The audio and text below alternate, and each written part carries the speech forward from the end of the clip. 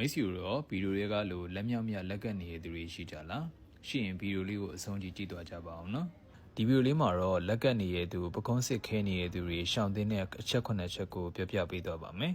နံပါတ်1လေးလံသောဝိများသောပစ္စည်းများကိုမမပါနဲ့ဈေးချင်းအောင်မှတာရေပုံးမှတာပကုံးစစ်အားပြရတဲ့အလုပ်ကျန်းလုပ်တာမျိုးတွေကတော့မလုပ်သင့်ပါဘူးနားယူသင့်ပါတယ်အလေးပင်မှခြင်းကပကုံးအစ်စ်ကိုရောင်စီပြီးတင်းကျပ်ခြင်းကိုဖြစ်စေနိုင်ပါတယ်နံပါတ်2ရုတ်တရက်လှုပ်ရှားခြင်းကိုရှောင်ပါလက်မောင်းစစ်ကိုရုတ်တရက်လွှဲတာပစ္စည်းတွေကိုရုတ်တရက်မှတာလှမ်းယူတာတွေကိုရှောင်ရပါမယ်နံပါတ်3ဖိနှိပ်ခြင်းကိုရှောင်ပါနားလေတက်ကြွသောဆရာကအကျော်ပြပြင်ပေးတာမျိုးမဟုတ်ဘဲမိမိဘာသာနှိပ်ခြင်းဖိချေခြင်းထူထောင်ခြင်းများကိုရှောင်ကျဉ်သင့်ပါတယ်နံပါတ်4နာကျင်သောဘက်ကိုဖိမအိပ်ပါနဲ့အိတ်တဲ့အခါနာကျင်တဲ့ဘက်ကိုအောက်ကထားပြီးဖိအိပ်တာမျိုးကိုရှောင်သင့်ပါတယ်ပလက်အိတ်တာမနာတဲ့ဘက်ကိုဆောင်းအိတ်တာမျိုးကပို့ပြီးတော့တင့်တော်ပါတယ်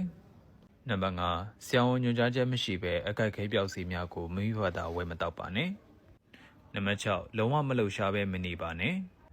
နာကျင်ကြိုက်ခဲလို့ဆိုပြီးမလှုပ်ရှားဘဲမနေသင့်ပါဘူးတကြမ်းနားလေသောတိုင်းစီဆရာသို့မဟုတ်ဆရာဝန်ကညွှန်ကြားထားသောအပျော့စားလေ့ကျင့်ခန်းများကိုလုပ်ပေးသင့်ပါတယ်နံပါတ်9အတင်းအဓမ္မဆွဲဆန့်ခြင်းကိုရှောင်ပါလေ့ကျင့်ခန်းလုပ်တဲ့အခါမှာလည်းစူးကနေနာကျင်တဲ့အထိမလုပ်သင့်ပါဘူးအနည်းငယ်တင်းယုံတောင်းယုံအထိလုပ်ပြီးဖြည်းဖြည်းချင်းလေ့ကျင့်ပေးရပါမယ်လက်ကယောဂခန်းစားနေရပါကတက်ကြွနားလေသောအတိုင်းစီဆရာသို့မဟုတ်ဆရာဝန်နဲ့စနစ်တကျစေကူတာမှုခံယူသင့်ပါတယ်